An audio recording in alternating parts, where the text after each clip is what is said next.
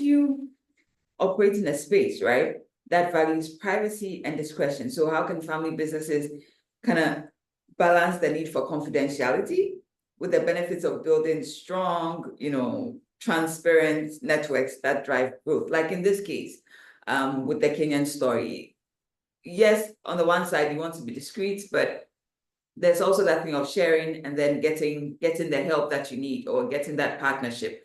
Culture plays a part in this for us, and we tend to hold back. But how do we create that fair balance? Because I think that's the solution.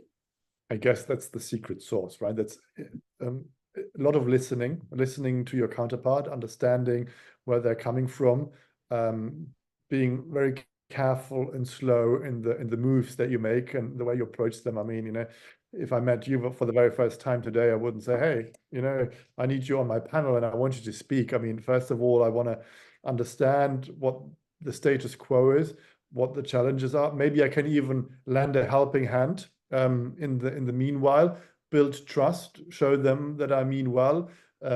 I typically connect families to each other as well in the run-up, just to show them like who I know and who I can connect them with, and that there is real value. And once they understand that talking to this one family was actually quite beneficial, and then they see the grander picture, and they're more willing and open to speak to others. But I must say, I know that you are you were educated in Canada, right? Canada or US? Yes, Canada. Yeah, Canada. No, the US. If you spend time in Europe, in the US, in Canada, I don't struggle with this as much as with someone who has never done business, outside the continent. If you are, and then you are a next gen, right? I know that you are involved in the business, but already you take a somewhat different approach. It's usually the founders, the first generation themselves. They're the hardest nuts to crack, right? They're the most protected. And they don't really care. They say, you know what, look, I've done quite well without talking to anyone. Why should I start talking now? And sort of they see what they achieved. Maybe they have reached an age now where they say, I'm not going to work for another 30 years. I'm already planning my exit, my retirement.